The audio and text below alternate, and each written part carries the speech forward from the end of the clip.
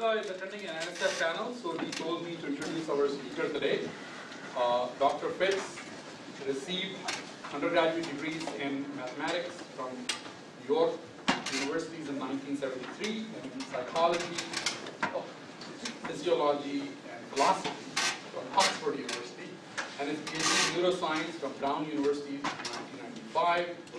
After doing his postdoc work, he came to ISR to work in Neural Systems Lab with Shihab. His current research focuses on neurobiological basis of auditory perception, attention, learning, and memory. He's an associate research scientist at ISR and a faculty associate in neural and cognitive systems program. With that, welcome. All right. Thanks for the introduction. What I want to do today is tell you a little bit about what I've been exploring with some very talented colleagues, both grad students, postdocs, and undergrads, in Shihab's lab over the past 10 years. And it's sort of fun to share this with you. I just want to emphasize that today is not going to be all about engineering applications. So if you came for that, sorry, this is going to be sort of like neurobiology and systems neuroscience. And the goal is to sort of fill you in on the excitement in the lab in developing some understanding of how the systems work. And in a system that's involved in auditory attention. And what I think you'll get out of this may be some future clues that may lead to insights in other things, such as ongoing projects in the lab looking at speaker identification, voice recognition, that sort of thing. But for now, I'll take you on a tour of the auditory system. We work with a ferret, and this is an animal that is somewhat aromatic. I'll tell you a little bit more about it in a little while.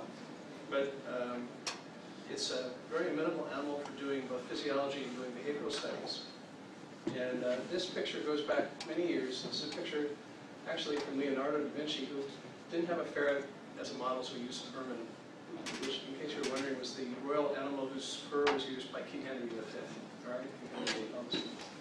This is the talk outline, and it looks a little complicated, but let me just go through it quickly. We're going to talk about the auditory system for those of you who've never heard of auditory processing before, and I'll be brief. And then talk a little bit about spectrotemporal filters. So these are the filters that are processing sound below auditory cortex. And what I want to emphasize today, if you take nothing else home from this, is that these filters are not fixed, but they're highly adaptive. And this would not have been suspected from earlier studies in Shihab's lab looking at the anesthetized animal, where there's not that much change in the stability of the response properties of these cells. But in fact, during behavior, when you get the animal to change its attentive focus, you can see marked changes in the responses of these cells. And we want to figure out how these changes occur. They occur within seconds. And we'd like to know what the biological mechanisms are by which this occurs. We think it's involved in a top-down attention process. And this is part of a descending control system that, as I'll indicate, is pervasive throughout the auditory system. One key point about this is that we're now looking not only at auditory cortex, but a more extended part of the auditory attention network, which includes the prefrontal cortex. And the prefrontal cortex is key for understanding this top-down attentional control. And I'll touch on some work from Patrick Kanold's lab and from the work of Sharva and Dan Winkowski in the lab, which look at the effects of PSE stimulation. All right, so this is just a purely introductory thing. Those of you who know the auditory system back and forth can take a nap. But there's sound, which is always around us, and comes in the ear, and eventually, through some amplification in the middle ear, reaches the cochlea. And the cochlea is, just a sort of snail-shaped sensory organ. And what's neat about it is that there's frequency decomposition that occurs there. It's a tonotopic map, if you will, within the cochlea, so that high-frequency sounds are found at this end and low-frequency sounds here, and that has to do with the resonance of the actual structure of the vascular membrane, which is a little bit floppy and wider at this end, a little bit tighter, thinner at this end. And work by von Beckenschi, which led to the Nobel Prize 50 years ago, this year, looked at the role of the cochlea in transducing sound, but he used cadavers. He took the cochlea from cadavers, and he studied a traveling wave which moves along through the fluid in this cochlea, and then excites different parts of the membrane. What's interesting, and I'll come back to this again later on in the talk, is that although von Beckersheim was brilliant and was able to elucidate the function of the cochlea, he missed a key point, which you would only understand if you were working with an awake behaving prep, which is that this system that he analyzed in the dead cochlea from humans and from other animals shows amazing responsiveness and top-down control of the awake behaving animal. So there's now evidence for descending control to the cochlea from the cortex, which can shape the response even at this sort of transduction and the level of the hair cells early in the auditory perception. So anyhow, the point is that you have sound coming in along the cochlea, leading to different spiking activity in the auditory nerve. And you sort of get a neural version of the spectrogram as a result coming out in the eighth nerve. Now, the auditory pathways are kind of complex, and this is a vast simplification. But going from the cochlea up to the cortex, there are a lot of intermediate stages, and a lot of crossing over back and forth from one side of the brain to the other. But this is sort of the canonical pathway, showing input from the ear and the cochlea to the cochlear nuclei, and going up to the olivary complex, and up through the medial meniscus to the folliculus, the medial geniculate, which is the part of the thalamus that is involved in sound, and up to auditory cortex. Now, one key thing about this canonical pathway is that it leaves out something very important, which is that there's actually 10 times more fibers going down than going up. So when you start to think about attentional control, the key thing to understand is that sound is coming in, yeah, and it's coming up, and we're trying to make sense of the external environment. But we have expectations about what we're going to hear and what we're going to be likely to encounter. So that when you get to the cortex, it's only about 1 to 5% of the synapses on neurons in auditory cortex which are receiving external stimuli, or input from external stimuli. Most of it is modulatory influences coming from the rest of the brain and telling you something about the history of the system, expectations of the system, and so forth. So one thing to think about is that the brain is really a predictor. It's trying to predict what's going to happen next, and the system is set up in such a way that it can do this. All right, so here's the ferret brain, at least shown here. It's a little bit smaller than ours, but it has an auditory cortex, and we've been recording primarily in 2 primary areas which receive inputs directly from the thalamus, the ventral thalamus, MGP, and this is A1 and AAF. And don't worry about the terminology so much. The key point is that there's a couple of areas which directly receive sound in the earliest stages of processing. And some of the work in the lab has been based upon analysis with linear SDRFs. So you're doing reverse correlation of spiking activity with orthogonal ripples and generating an SDRF, which is a plot of frequency versus time. And this is sort of false color plot here, so that if you have red, that means that you're likely, this neuron is likely to spike with a delay of about 10 or 20 milliseconds if you present a sound around 2,000 or 3,000 hertz. And it's less likely to spike in relation to background activity for these blue areas where there's actually suppression of ongoing fire, if these sounds are presented immediately beforehand. So not all cells can be described in this linear fashion, but a lot of them can.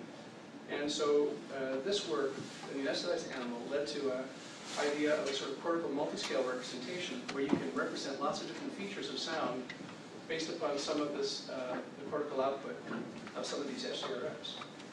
And they vary from frequency, rate, scale, and so forth.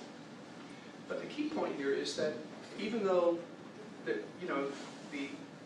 system exists in the brain to process all these different sounds and analyze different auditory objects, we're bombarded by information, and it's important to extract something that's really important, salient from the environment. And so auditory attention is where this process occurs. So in auditory attention, you can focus on things that are really important to you. It can either be top-down, sort of directed by intention, like I want to hear the guitarist in this group. So you focus your attention in an ensemble or a rock band or something on a lead guitar. Or you could say it could be pop-out salience, where let's say a siren comes down the street. You really want to have a conversation with your friend, but the sound of the siren is sort of overpowering. It's loud. It's sort of frequency alternation. It's very hard not to pay attention to. And what I'm going to talk about today is top-down attention for the most part. And I think about it in terms of maintaining goal-directed behavior in the presence of distractions. And as I said before, the auditory system has all these top-down cascades. And so in order to study attention, you have to have an animal model where you have behavior. So you want to record. So the basic idea here is record from a whole bunch of cells in the brain in an animal that's paying attention to one or two features of sound that you can direct it to. Why ferrets? Well, it just happened that they were here when I got here. All right, Shihab was enamored with ferrets because they tended to survive a little bit longer than guinea pigs, which were his other choice of animal when he arrived. And people who smell the ferrets as we wheel them back and forth to the elevator may wonder why we chose ferrets. They actually, just to clarify the record, they are descented, in quotes. They could smell a lot worse if you didn't buy them descended from Marshall Farms. They are auditory generalists, and their hearing range overlaps with ours. Their best frequency of hearing in audiograms is around 7 kilohertz. Ours is around 3 kilohertz. If you look at their actual behavioral tuning, it's very similar to ours. They're trainable, and most of them, not all of them, will be willing to hold their head in place and perform a task with the head flexed in place for 2 hours. Compared to monkeys, they're relatively inexpensive. They can learn a whole bunch of complex behaviors, as I'll describe in a second, but not nearly as many as people can learn if you want to do an imaging experiment. So you only want to use ferrets if you're interested in single-cell activity. Some of our studies we're now starting to look at rats and mice as alternative model systems. So here's a behavioral paradigm that I'll try to convince you has something to do with attention. And so what the ferret does is it's hanging out and it's listening to a variety of sounds. These sounds we call reference sounds, and they're not shown in this diagram, but there's a random number of these sounds. So somewhere between 1 and 7, there's some catch trials where there's no target at all. So the animal hears a set of noisy sounds, and shh, shh, shh, shh, and then a tone. Boop. When it hears this little sound, in this particular behavioral paradigm, when it hears the tone, it has to stop licking for half a second. If it doesn't, it gets a small shock, and tongue shock or tail shock. And this is a vivid reminder to the animal that it better focus and concentrate on detecting that tone. So they're on a water regimen where they only get their water reward during task. So they're looking away heartily to this set of reference sounds, which are safe sounds. When the danger sound comes on, they have to stop licking. So in this case, what the animal's doing with this version of the task is it's discriminating between noisy sounds and tones. So it could be broadband versus narrowband. In this case, it's going spoop, spoop, spoop. So here it's discriminating between one tone and a second tone. All right, so it's a 2-tone discrimination task. You can make it into a temporal task where it's paying attention to the temporal features of the sound by having it discriminate between different click rates. So here we're going sh, da, da, sh, da, da, sh. Okay, so it's detecting an increase in the click rate, or detect a click sequence in comparison to noise. And we do the same thing if we're doing discriminations of different phonemes. So it'd be ch, ba, ch, ba, ch, pa.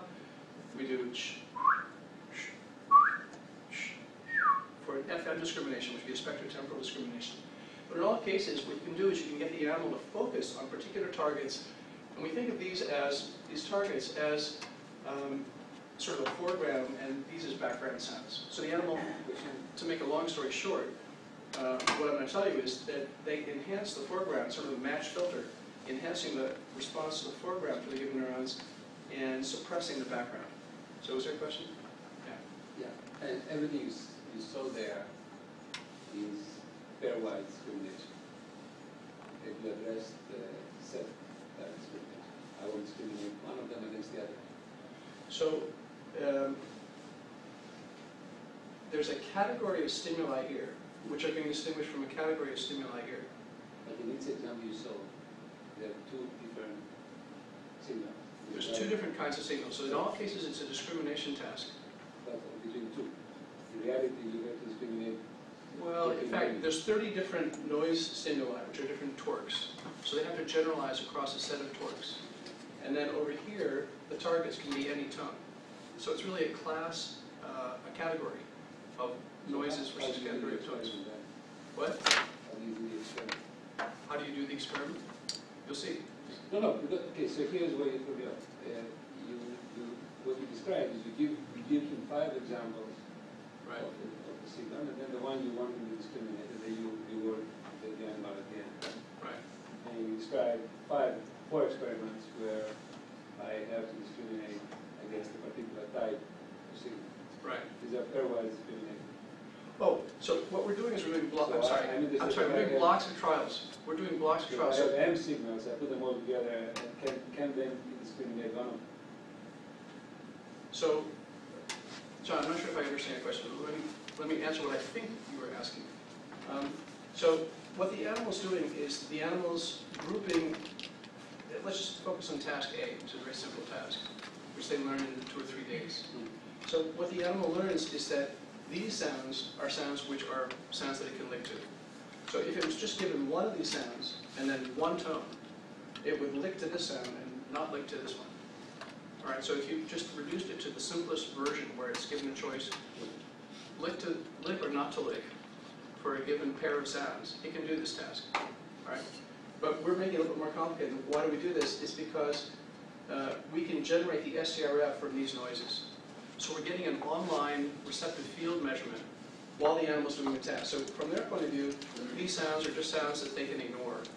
But from our point of view, these sounds we can use to generate the SCRF, the receptive field of the cell, and then look at it sort of snapshots as the animal's doing the task. And that's the reason that we have the presence of these noisy stimuli in each one of the versions of the task, is so that we can see what happens to the receptive field, which is adaptive and dynamic, as the animal shifts its attention from one target to another target. Does that clarify a little? 50%, I'll come back. Okay, all right. Any other questions about this? But yeah, I'd be happy to talk more about the design. Torques are temporally orthogonal ripple combinations. And ripples, sorry, this is lab jargon. Ripples are just ripple noise, all right, along a logarithmic scale. So you're taking white noise and rippling it. So you're amplitude modulating the noise on a logarithmic scale. And you do combinations of these, they're independent, so you can use them in combinations and then generate the SDRF. Okay, so the ferret hangs out in this sort of lounging chair. In this case, ferrets love to hunt in tunnels. And so we designed a sort of transparent tunnel where their head is fixed, and not shown here, but there's a little lick plate that they can lick from, and a photo emitter and a photo receiver, so we can tell when their tongue breaks the beam. So we know when they're licking and when they're not. And then in this case, this is the old days when we just had one electrode. We now have up to 8 electrodes in different parts of the brain, or in some of the implants that Bernard Ingves is now using, up to 32 or 64, 128 electrodes. So we can record from an ensemble of cells and try to find out what's going on in the brain when the animals engage in the task. And in terms of the way that we actually measure the changes in receptive field, we take what we call a passive SDRF. The animal hears the sounds but isn't engaged in the task. And then measure another SDRF when the animal is engaged in the task. And then subtract one from the other and look at the difference. So we're quantifying the plasticity or the change in the STRF based upon the subtraction. So here's just a few examples from an earlier paper showing that the changes can be small. You see here's the target frequency, and you see that when the animal is engaged in the task, there's a little bit of enhancement here. You see a little bit more in this case. If you place the target over an inhibitory sideband, you can knock the inhibitory sideband out. So you might look at it this way. From a very simple standpoint,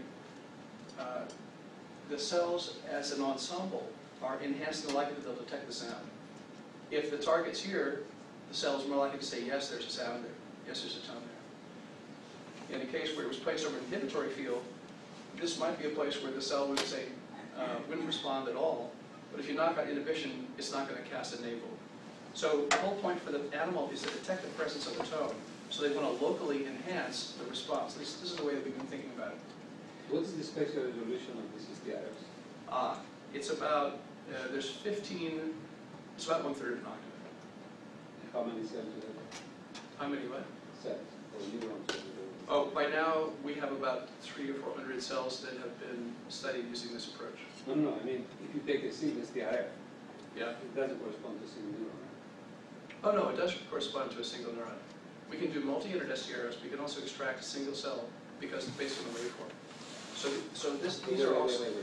But Yeah. you're putting needles in the brain, right? We're putting very fine needles in the brain. These are not sewing needles. These are needles which have a high resistance of about 5 megohms, 3 to 5 megohms, and have a tip that's just a few microns. So if we're trying to eavesdrop on single cells, and so we're pretty careful about it. There are some cases, of course, where you get a whole bunch of cells, and that means that you have multiple waveforms that you can isolate there. But sometimes, if you're lucky and you are patient, you can position the electrode right next to a large pyramidal cell and extract and get a very compelling, well-defined waveform. And then you can window that waveform, and it shows constancy over the period of time you're recording. So in some ways, we have a biased sample because we're trying to extract signals often from very large cells in order to be sure that we're getting single units. But we've done the same analysis with multi-units to get the same kind of result. So you claim that you come as close as possible to a single cell SDRF, is that true? Yes. Yeah. Does the amplitude of the signal have any impact on the value Does the amplitude of which signal? of the signal you decide? So we're not, at this point, we're not simulating. At this point, we're not simulating, we're just recording. So the neuron, I should have said this, the neuron, individual cells, the pyramidal cells in the auditory cortex have a diameter of maybe 20 or 30 microns. So they're, to give you a point of comparison, a red blood cell would be about 8 or 10 microns in diameter. And a cell is spiking, has an action potential, and there's a change of about 1/10 of a millivolt in the action, I'm sorry, 100 millivolts when the animal switches from basically negative to positive if the inputs that arrive depolarize the cell. So there's signals which are generated in the cell, but that's just ongoing in the animal's life, so it's not So going I'm to throw it talking off. about the input signals which you feed. You mean the acoustic stimuli? Well, when the animal is presented with a stimuli, it's just hanging out here. When it's performing the task, it has to actively engage in responding to the stimuli. So in that sense, yeah, it's affecting the animal. Was that what you were asking? His question was about the amplitude, the effect of the amplitude of the acoustic stimulus, and whether. Oh, well, what we tend to do is, if you change the amplitude of the stimuli coming in, the SDRF is more or less constant. It's sort of independent of amplitude.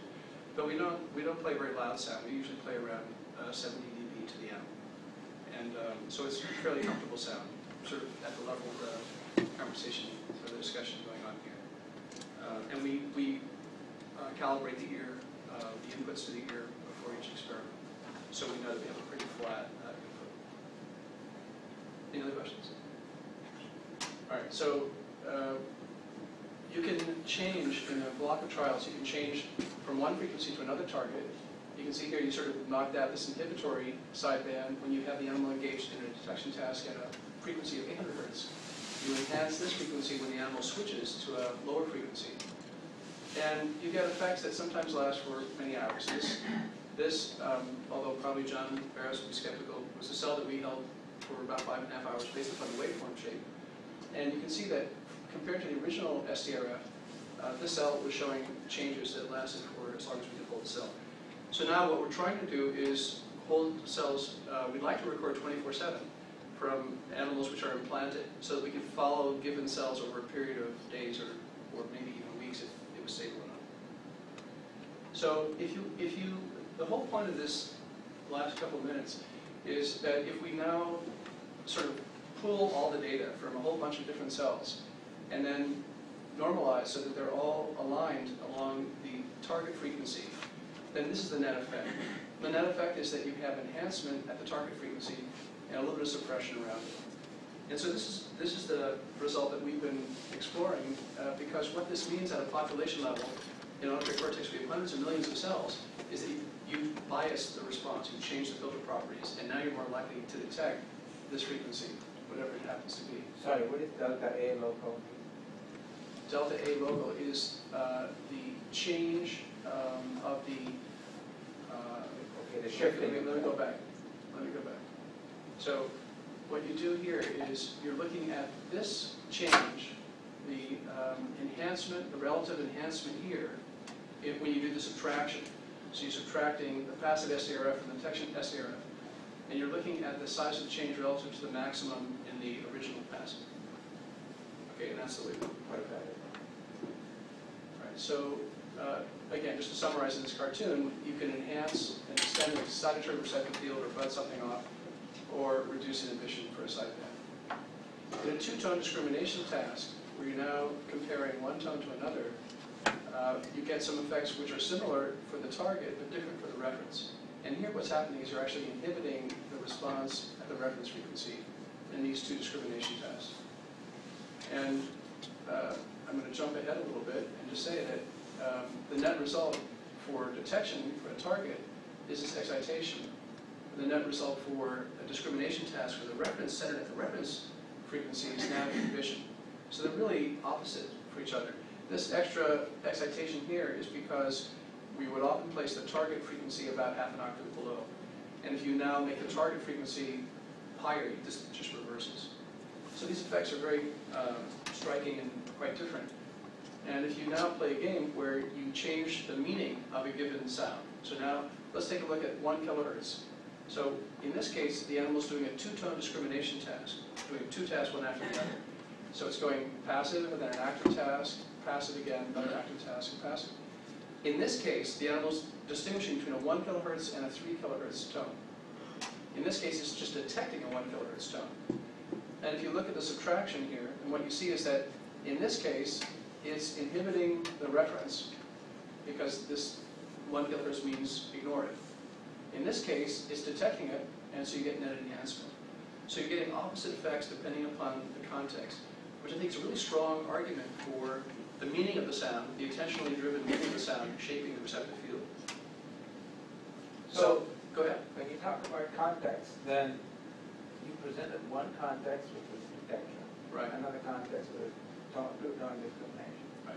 So we could talk about an experimental period in which you switch contexts. The question is, how is the animal cued about the switching of the context? So what is the refractory period or something? Right. So literally what happens is that the water is on here, and it's off during the passive periods. When it comes on at this point, the animal hears, instead of hearing ch-ch-ch, it hears something else. It hears ch-boop.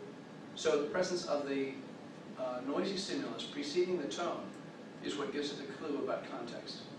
So when I said that the two tones are actually identical, it's not entirely true. One of them has a noise preceding it, one of them is just the tone alone. However, we always do the control experiment in naive animals to see whether or not the presence of a torque in front of a tone influences the receptive field. And in all these cases, I haven't shown them, but we always do the control experiment and we never see any effects. So that gives us confidence that these changes are really due to the animal perceiving the sound in a different way, or at least having a different audio motor link.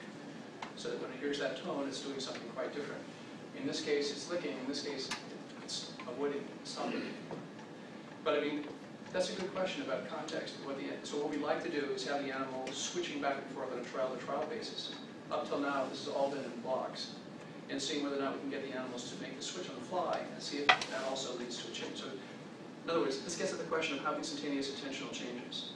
When you switch your attention from talking to one person at a cocktail party to another person at a cocktail party, let's say someone who has a different accent, maybe male versus female, I claim that you're probably changing your receptive fields like that. But we haven't yet demonstrated that in a fair. It would be nice to do that by having it switch really on a trial-to-trial basis and see what happens. So those are some experiments that, right now our resolution is about 1 minute. We'd like to get it at the level of seconds. And their context might be something like a cube light or something like that. And then we get exactly the same stuff. So that's work that we're planning to explore. Anyone else? Right. So using this linear approach, we can show the kind of changes for for tone detection, two-tone discrimination, and you can make a stack of sounds for sort of a harmonic chord, then sort of get a comb filter. And what happens So in can I start in, so, Yeah. from what I understand, one of the big points is that what's actually going on in both cortex and the brain is more attuned to multiple wavelength platforms, which means that we can't frequency all the time. And yet, you are trying to understand this complex phenomenon on the basis of tones. It's kind of goes opposite to the whole press. Right, no, this is just, the whole point is to start out with something simple. But we now start looking much more complex than Right, because I mean, it's not clear to me, and even there are theories of sound that they go beyond the fundamentals and the tone analysis and things like that. Even going back to algorithms in Australia and so on, prove that it's not clear that basing everything on tones. Oh, yeah. But don't So I'm misunderstand me. I agree with you completely. This is something, So where this is is the that reason we're now coming from? doing more complex things. So the claim, so Nima Mescarani came up with a model which we published as a sort of mathematical model of what's going on. And so the idea is that you should have a filter change which is enhancing the foreground and suppressing the background for any arbitrary sound, whether it's a tone or a noise or whatever. So we're testing that now by looking at much more complex stimuli, spectrotemporal stimuli such as FM sweeps, by looking at the response to phonemes. And so far, it fits. But we haven't published that yet. We're still gathering data. But I agree with you. The tone is just the first step. I mean, it's just meant as a five-finger exercise to begin this whole process. But you're absolutely right. We want to start looking at much more interesting stimuli.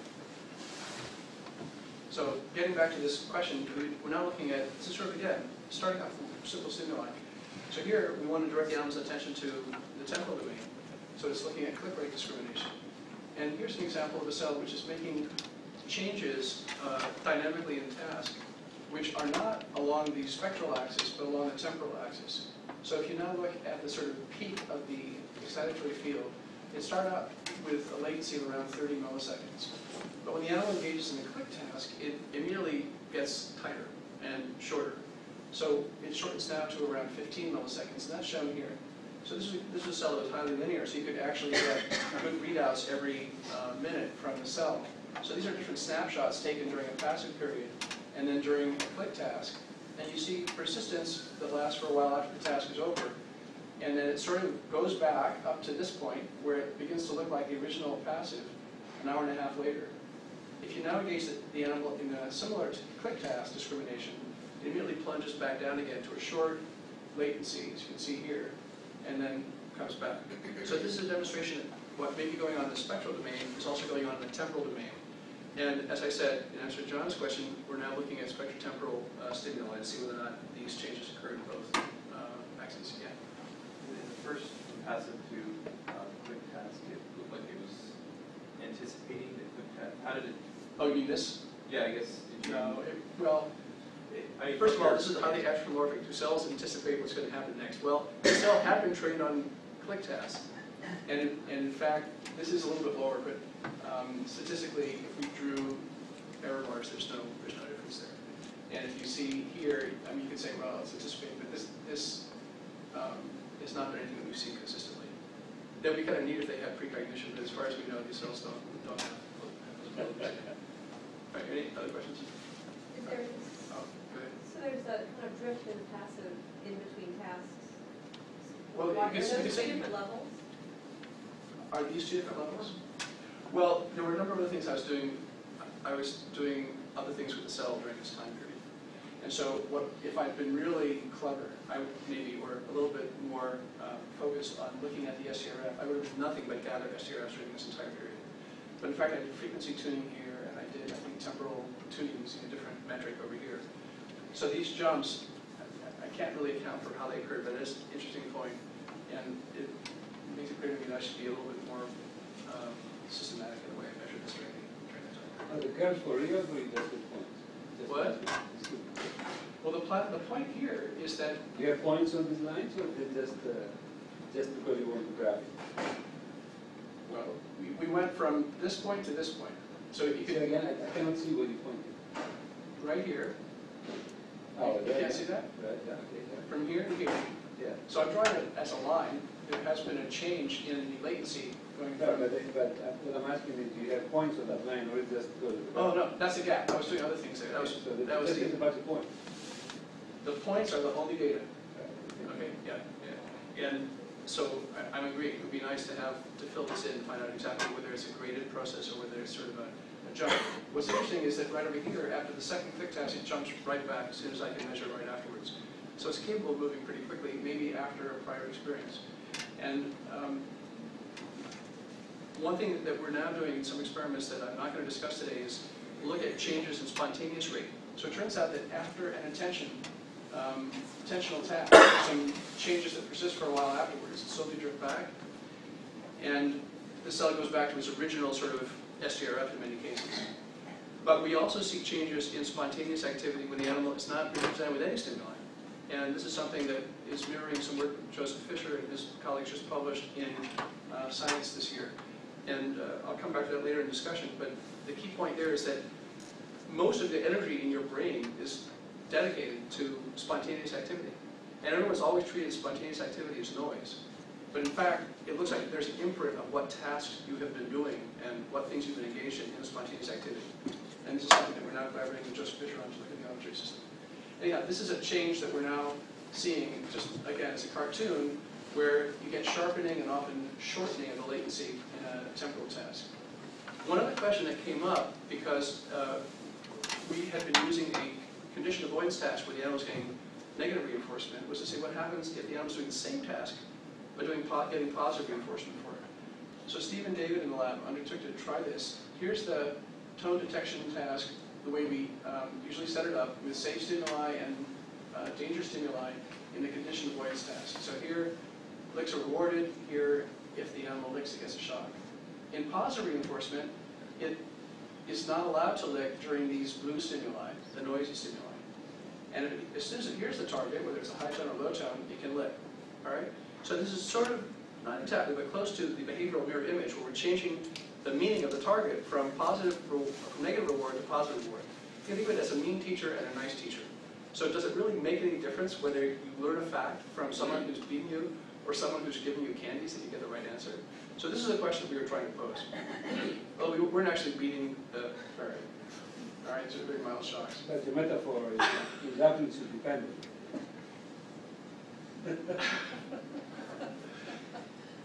So, well, no, I'm thinking about my own kids in training. I just saw Amy Chu last night on Charlie Rose talking about her training techniques. That was a hilarious interview. We'll come back to that later. He was mean. Well, what she did for her children, when they gave her, one of her daughters gave her a birthday card, and she ripped it up and said, "This isn't good enough. You can do better than that for me." So that's typical of her response at training techniques for children. But anyhow, this has actually become an issue. There's a guy named Scheich in Germany who I've spent some time working in his group, and he's actually an advisor to education committees in Germany. And he's a firm believer in condition avoidance. He says that we coddle children too much and you have to give them a shock now and then. So, in a figurative way. So this is actually beginning to go beyond the realm of sort of academic neuroscience into possible implications for education. But I don't see it that way.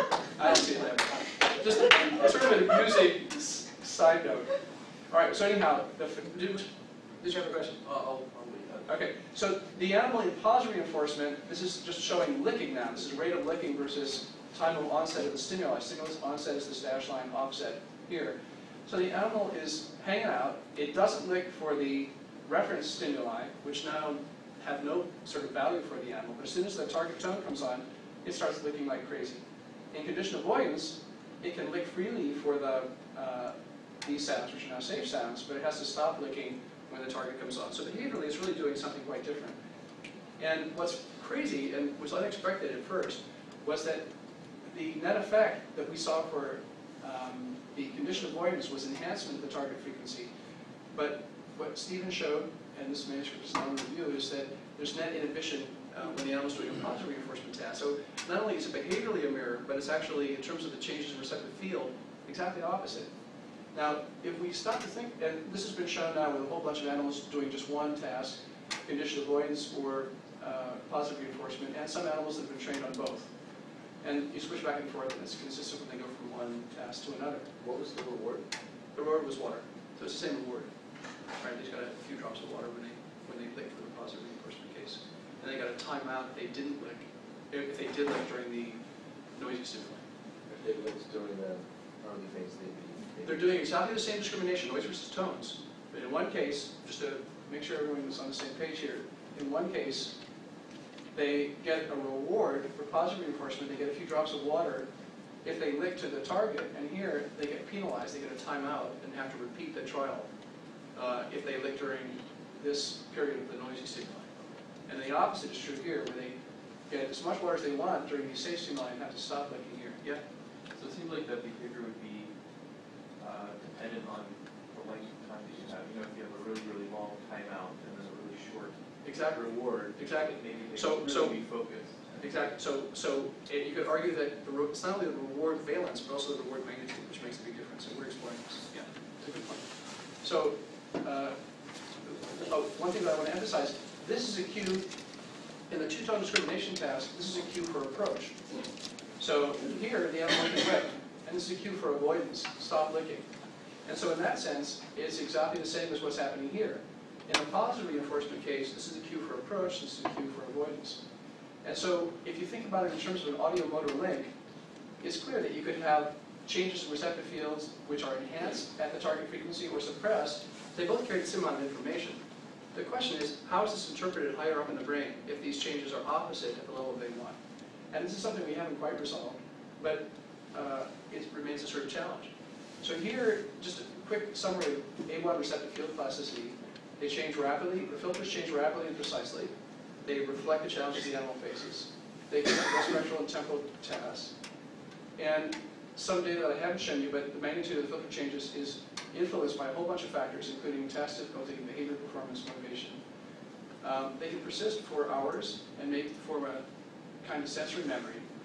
And we think that they're optimizing signal processing for a given task and context.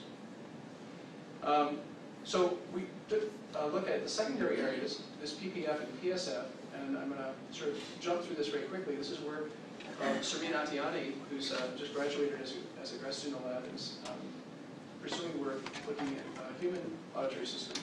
But what I want to draw your attention to is this. Unlike A1, in secondary areas, what happens when the animal is engaged in a task is that you have enhancement of the sustained response of the cells at the population level. So this is key. There's no enhanced response here when it's presented passively, but there is a big effect in the active task.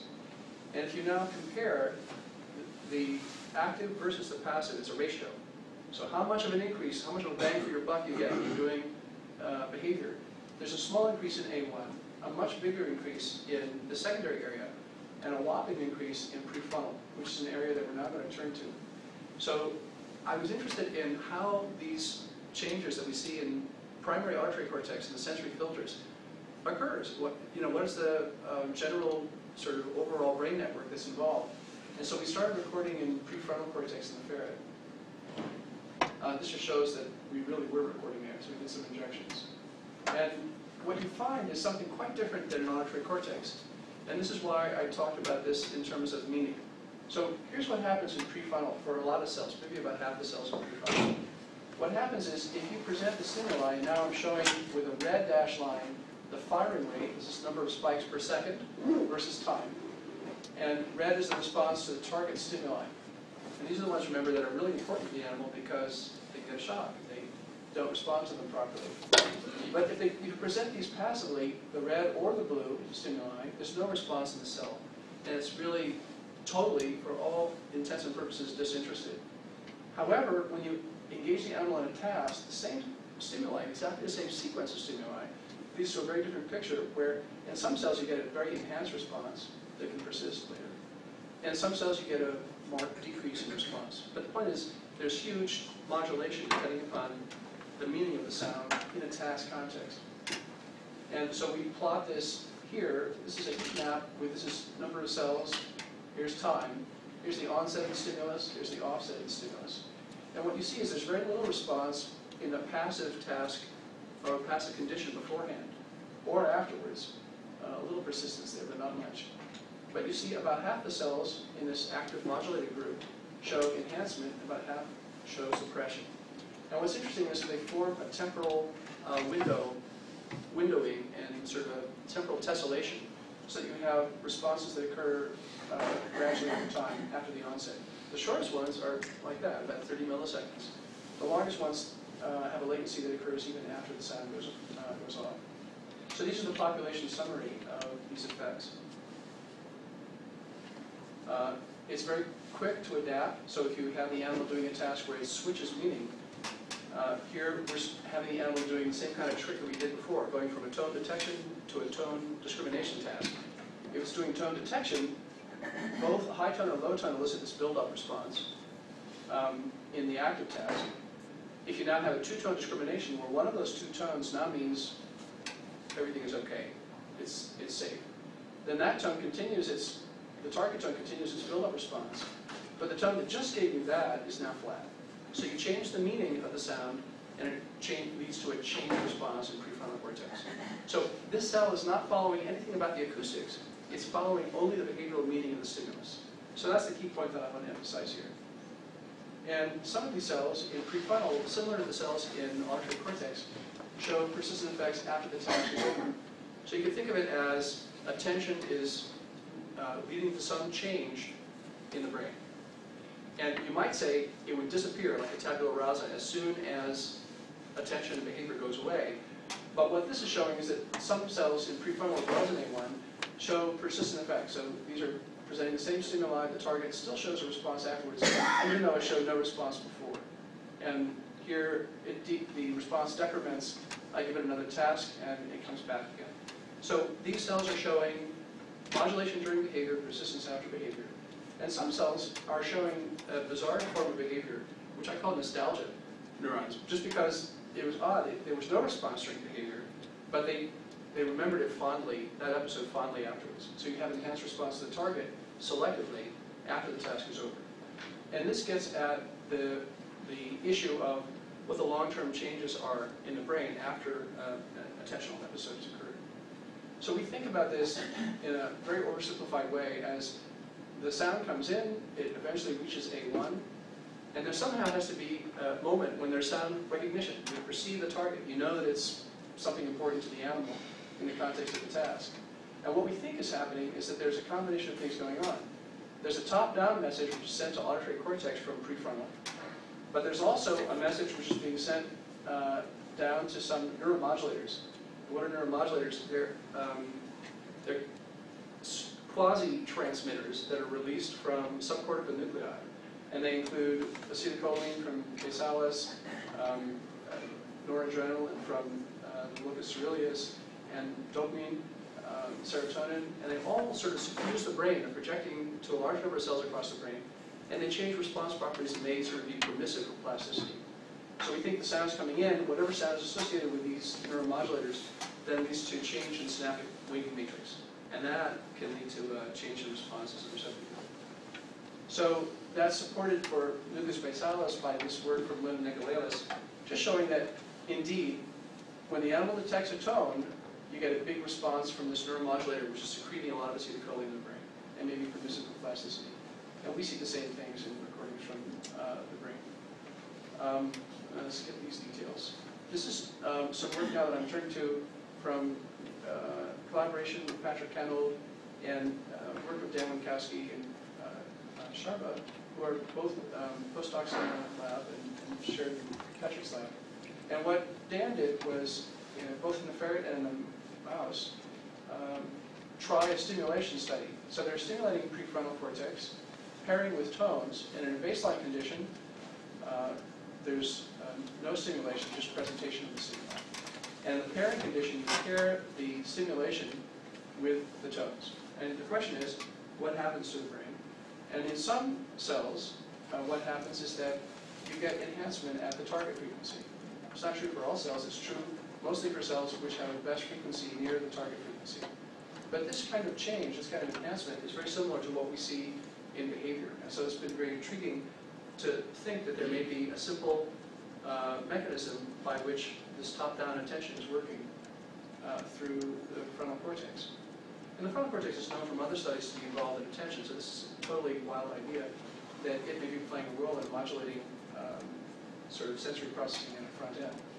Now this is work that Dan Sharper did and has been submitted and also was presented recently, and it's done in the mouse. So now you're able to use the 2-photon imaging power of that's set up in Patrick's lab to record from 50 or 100 cells simultaneously. And this is calcium imaging study. What you're looking at is what happens to responses when the animal has this combination of stimulation, electrical stimulation of LOVO, the frontal cortex in the mouse, and pairing of tones. And what you see is you see enhancement again at the, or shift, if you will, of the best frequency of the cell towards the target frequency. And so this is consistent with ferret data, consistent with the behavioral studies. It's also consistent with a whole bunch of studies that have been done in humans, looking at aversive conditioning in humans. This is a bizarre study where they actually shocked people. This is the closest study to ours. Sorry. So what they did, I don't know how they got past the human studies protocol in London, but what they did was they shocked people when they heard a tone, unless they detected the tone beforehand. So if they started to fall asleep in the scanner, they got a shock, they missed this tone. And what they found was that if they gave them a cholinergic blocker, there was no effect. They showed an effect which was an increase in response for that frequency in the brain. But it was knocked out in the absence of acetylcholine transmission. And that's interesting because, as I said before, nucleus basalis is the area that we've been recording from now and shows these big responses, and it's thought to be a source of acetylcholine. But there's been other studies of attentional modulation in the auditory cortex, and reasonably supportive of our data at the pseudo unit level. I'll just mention that Jonathan Simon and Munya El-Halali have also done studies using MEG that find similar kinds of attentional effects. So what is the role of PFC in the auditory attention network? Well, they're highly flexible, they're highly adaptive, and they appear to encode behavioral meaning independent of modality. It doesn't even matter whether it's a visual stimulus or an auditory stimulus. These cells, we've shown, respond so long as it means target. Some of these cells show persistent memory for salient stimuli, and the time course, sort of not a smoking gun, but just a correlation, is that the time course of memory is about an hour in both A1 and PFC. The studies by Sharba and Dan show that microstimulation can lead to SCR changes in income. And we're trying to figure out what the contribution of NB is by either stimulating PFC with paratones in Asian animals, or we plan to do a reversible cooling study in PFC to knock out top-down inputs to A1 on the same side.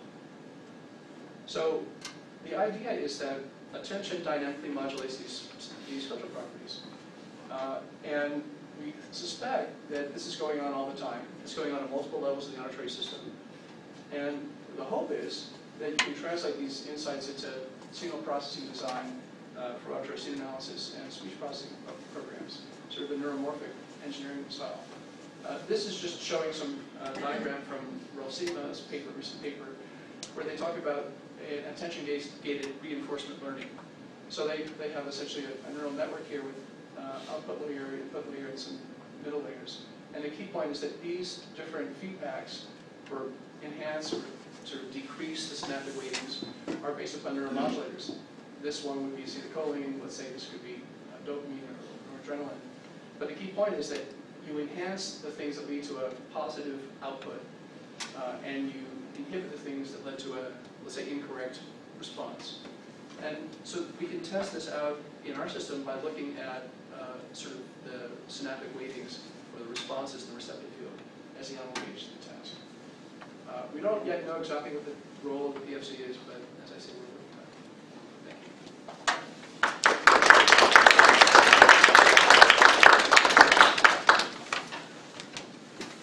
You started to touch on it, but do you expect that this model plasticity functions the same for other sensory organs? Yeah.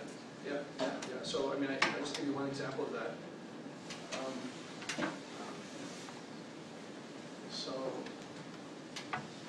Here's an example from the somatosensory system. So in the somatosensory system, you can train monkeys to do a very simple task, which is they're given a rake. Make this this has gone out, but they're given a rake to pull in food on a gaming table. So basically, what happens is that if you record in parietal cortex, you find cells that are both somatosensory and visual. And in this case, the somatosensory field is the palm surface of the hand. The visual surface coincides with the position of the hand. But when the animal is engaged in a task and holding the tool, the visual field extends out as far as the rake will go. If it's holding the rake but there's no food on the table and it's not doing the task, it shrinks back down again to the original size of the visual receptive field. And another type of cell has responses that are essentially as visual field as far as the animal's arm can reach. And you can see here, when you give it a longer rake or you give it a rake, the receptive field gets larger. So this happens within, the resolution in this work is about 5 minutes or 10 minutes. But here you see dramatic changes in the visual receptive field. So yeah, this is happening pretty much in every sensory system. As we think of this as our work as a model for other sensory processing, attention-driven changes. Is there a preference as far as the sensory system is concerned, whether the visual system will reinforce those cells more than auditory? And is it possible to test some sort of interference between signals using different sensory? So are you asking whether the effects of the visual system are bigger than the auditory system?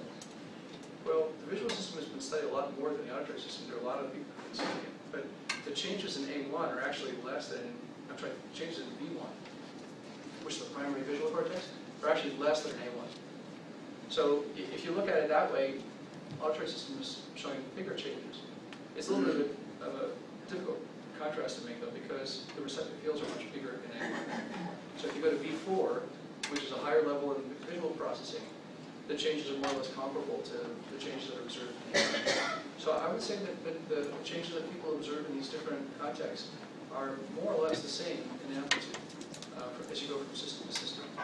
And it's not just the receptive field changes that you see, but also the changes in relation to reward, motivation, and so forth.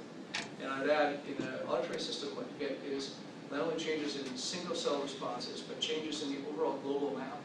So in A1, if you would emphasize the importance of one frequency, that frequency will dominate the whole receptive, the whole part of A1. Even if there is interference from a visual signal that suggests otherwise. So if, for example, you have a visual cue that's saying punish at a point where the auditory cue is saying reward.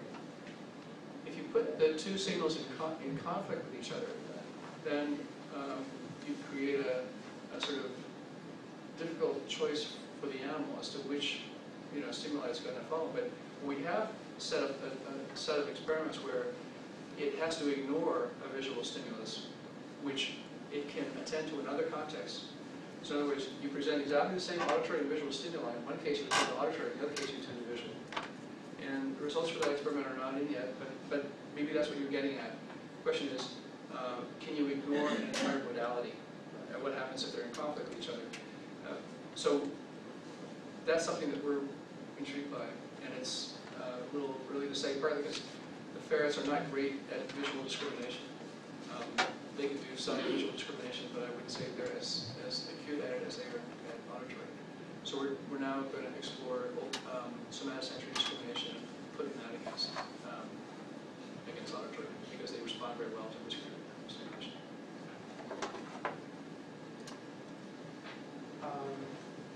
Can you get the changes in STRF without any acoustic stimuli, in the sense that, let's say that you have a ferret that knows that the noise is good and the tone is bad.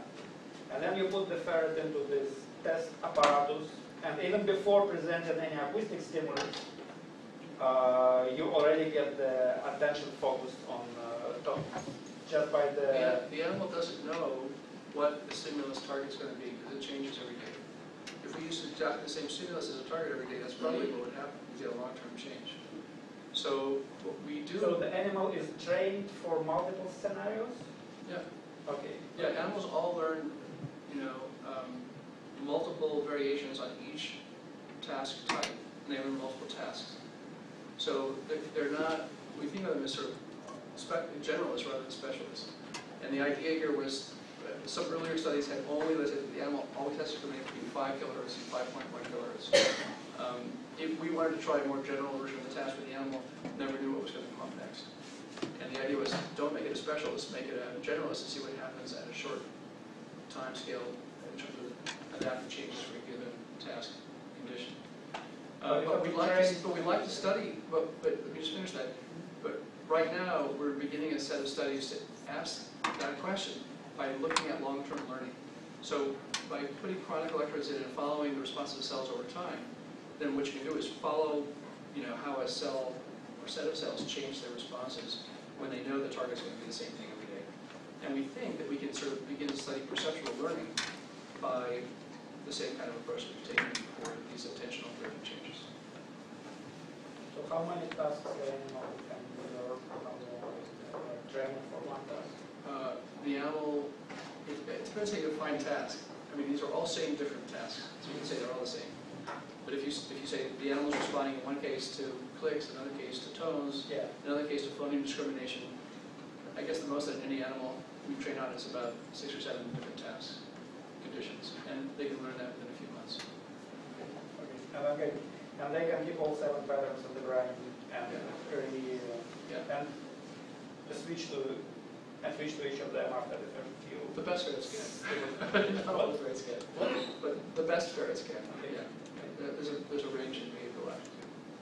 And then it takes for the animal 1 minute to understand which particular task is being presented now. As fast as we can measure, there's changes that are consistent with that task. Immediately. Yeah.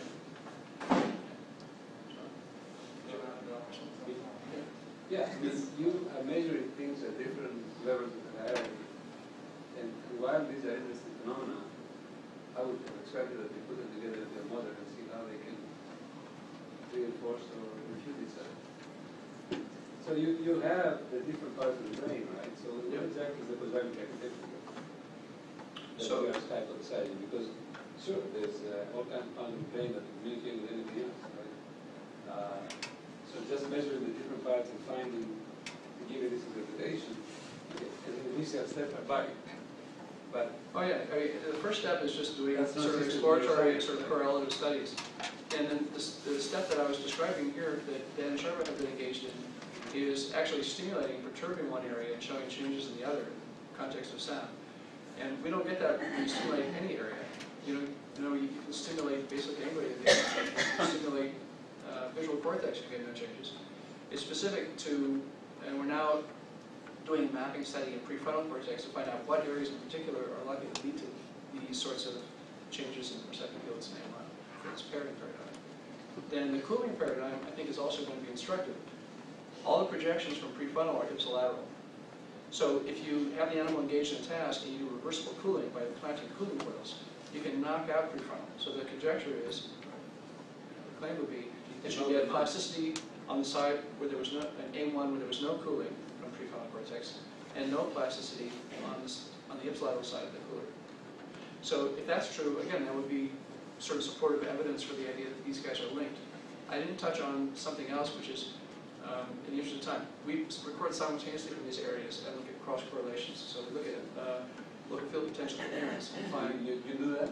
Yeah, you want to see it? And other time scales comparable or what? Because I would expect Right here.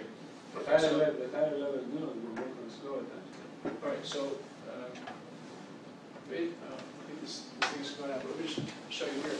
So basically what happens, look at the second line, B, the B row. So what you see is that you see a kind of a peak in LFP coherence between A1 and prefrontal cortex at around 10, 15 hertz. And during behavior, that goes away. That bump goes away. The red line shows behavior, so it goes away during behavior. And if you follow the few trials afterwards, it slowly begins to inch up. So blue is the immediate post-passive. It starts to inch up and come back. Now, why is that interesting? We thought we'd get a gamma change because gamma is supposed to be essential for visual attention. But it turns out in this task, we see something quite different. If you record from prefrontal and from A1, where A1 electrodes are near the target frequency, you see this suppression. But if they're away from the target, you see no suppression. That means that there's some kind of link between A1 and prefrontal cortex that's frequency selective for the target. That's what we think is And the going on. physiology supports that there is a link? But we did causality and is No, actually I'm asking something different. I can have a logical link between two functioning parts of the brain, right. but is there physical There's connection? there's neuroanatomical connections between the two areas. There's projections between the two areas, both direct and indirect. And so Dan has been doing in a mouse a lot of neuroanatomical studies and physiological studies to show that there is a direct connection between prefrontal and A1. And we're trying to block that and then knock out these plasticity effects. So yeah, we're trying to get at connections and mechanisms. So this is really a first pass at a more detailed set of questions. Thank you. Yeah. So can you speculate wildly at how fast the changes could occur? I mean, do occur I if think you they're could happening measure within them? a couple seconds. I think that when you switch from, let's say, speaking one language to speaking another language, your voice onset times are going to be different, let's say, for a ba sound or a na sound in Indian or in Spanish than they are in English. So you might switch for someone's accent from a male fundamental frequency or a female fundamental frequency as you switch from listening to one voice to another. And certainly when you switch from, let's say, listening to voices to listening to music. And so what's the proof of that? Well, it's very interesting. These are some results that are very preliminary, but Nima Mescarani, who was a grad student in the lab, and a very smart guy, got excited about our work, but wanted to work with humans. So he's now doing ECOG work with a group headed by Eddie Chang in San Francisco. And he just got some data from about 100 cells in a human auditory cortex, where the human has a task, which is essentially an auditory attention task. They hear a male voice on top of a female voice, and they have to selectively listen either to the male voice or the female voice. Then he does stimulus reconstruction based upon the ECOG responses. And what's dramatic is that when they attend to the male voice, you reconstruct the male voice. When you listen to the female voice, you reconstruct the female voice. It's really amazing data, and it almost knocked me off my seat, but it was exactly what we would have predicted. And so he has to get another human subject with another 100 cells so we can record this, and then submit it to Nature. But it's a dramatic result. And so somehow or another, the only way this can work is if, because you're listening to exactly the same stimuli, the male, female voices are directly overlaid. So you're extracting the signal from one, so you must be attending to it, and you must selectively... But there's no doubt there is attentional mechanism, because in the understanding of the quantifying, Exactly. where you have an abstraction that works, right? Yeah. So we know that it works in humans, both behaviorally and on the basis of this neural data, ECOG data. And so the challenge for us is really to get sort of synaptic and molecular and try to find out what the mechanisms are. That's the million-dollar question right now, because you're right. I mean, everyone knows that attention is there. It works. We have to find some good model system where we can figure out how it works. And so... Yeah, so now speculate wildly about where you think it's happening or what level. Is it So in the working hypothesis... top-down? So the working... Well, we're studying top-down attention. There's bottom-up effects, too. So, for example, if you're in an airport and someone, calls out your name, then you're going to respond like that, even if you were engaged in a, someone says, Pam Epsher, step to the podium, right? You're going to respond even if you're engaged in a very intense conversation with John Barris, who happens to be going to the same place that you're going. Well, you can understand that they're calling you. So let's put that from the lower, because you may be garbled. It's coming from lower, but No, what's but the happened is that the garbled- learning took place from top down. So it's essentially, what's happened is you change the filters permanently. So you now have a set of filters, maybe inferior colliculus, which are going, those are the Pam Epsher cells. All right, and as soon as you hear it, boom, you're going to respond. So the difference between top-down and bottom-up is a little bit confusing because there's a learning effect going on. Let's just take top-down in this context where it's not overlearned. Then what I think is happening is that when and wherever the final sort of recognition step takes place, then you are sending a signal to a couple of neuromodulators saying, and they're sort of dumb neuromodulators. All they do is you say to them, important event happening, do something, plasticize, enhance those synapses. And these neuromodulators go, yes boss, and then they send out a whole bunch of neuromodulators, they spritz the system, and then whatever is active at that moment, whether it's salient or just as a piggyback stimulus, it happens to be coinciding at the same attentional window, gets potentiated. And so we're testing this in a piggyback hypothesis, a piggyback experiment, where we have the animal attending to a given sound, and then occasionally we have a piggyback stimulus occurring at the same time. And the conjecture is that that piggyback will also show attentional modulation and plasticity. Now, where is it occurring? We know that there's some effects that are occurring as early as the cochlea, but the effects that we think that the major site for the effects that we're seeing is, for a variety of reasons, is in the auditory cortex. And what I think is happening is that acetylcholine, which is definitely playing a role, is doing two things. One of them is enhancing the throughput at the level of the thalamus. It turns out it's inhibiting an inhibitor, which breaks inputs going through the thalamus. The thalamus essentially has an inhibitor called the TRN, which is the gatekeeper for the thalamus. So it turns off the gatekeeper. It says, go. All acoustic stimuli can now go in. And that's one effect. The second thing is that it's actually disinhibiting inputs by prefrontal disinhibition. So there's presynaptic inhibition. So inputs which may be subthreshold or less important are now being released if they're coming in during that attentional window. So my guess is that what we want to look at is, and this is the challenge for the two-photon imaging in the mouse, or doing knockouts and knocking out inhibitory connections, or knocking out some of these top-down connections, is to try to tune into specific sites. And there's going to be multiple sites for plasticity, but I put my money on A1 and these secondary areas immediately next to A1 as being the site where most of this takes place. And there's good evidence from the visual system that supports that. You get very selective effects for, let's say, if you learn a perceptual task in one visual quadrant, you don't generalize to the other visual quadrants. So it's definitely happening in V1 as early as V1. Because as you go to higher areas, you don't have cells which are specialized for one quadrant. They have much larger receptive fields. So in those perceptual learning tasks, it's got to be happening at a very early stage. So, Basic question. Yeah, last question. Oh, basically, just a basic question. The auditory stimulus coming from the left ear, is it true that it's processed by the right hemisphere of the brain? It actually gets, there's about 40 places where it crosses over through the midline, in the brainstem and in the lower cortex. So it turns out that we're actually, in all these experiments, just using monaural input, but it's going to both sides of the brain. We usually record contralaterally to the input because there's slightly enhanced response contralaterally. But so you're right that the main response, the bigger response, is contralateral. But there actually is plenty of response going to both the inputs going to both sides. The only way you can get rid of that is by cutting the corpus callosum, cutting the connections between the inferior colliculus. It would require a lot of surgery to actually get it just to go to the other side. And people have done that experiment in a monkey just to see what area is activated when you present auditory stimuli and having the other hemisphere as a control stimulus.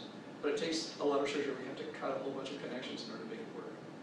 So what was the point of the question? Was just to know how much crossing there was? Yeah, just in general. Yeah. The crossing takes place as early as the olivary complex because that's where you're trying to figure out where things are localized in space, in an auditory space. So you have cells that are comparing inputs from the 2 ears as early as the brainstem, 1 or 2 synapses from the procreate. Anyhow, yeah. Will these behavioral patterns change with respect to age and sex of the animal? Say that again? The behavioral patterns, does it change with respect to the age and sex of the animal? Because then animal could behave differently. Well, so we actually have some really old animals, so we could study the geriatric effects in various, but we haven't done an analysis at age. That's a good question. And most of our animals are females, so we haven't really done a comparison between male and female.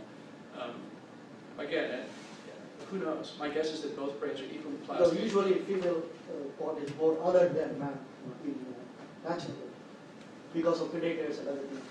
Well, it's interesting, topic for future study. We haven't done it yet. It's a great question. I don't know the answer. So you might I just want to follow up on something you just said. You said that you present the stimuli mono-orally. So are you literally, do you have microphones in the ears, or are these? We calibrate, so there's a speaker microphone going into one ear, and then we present the sounds through one ear. So we're actually, for another set of reasons, starting to look at binaural stimulation, because we want to do attention, where we have the animal switching from right ear to left ear attention. So we're just beginning those studies, and it'll actually be interesting for a variety of reasons, which I could go into, which I want right now. But all these studies have been binaural. Yeah. Okay, thank you. Thank you.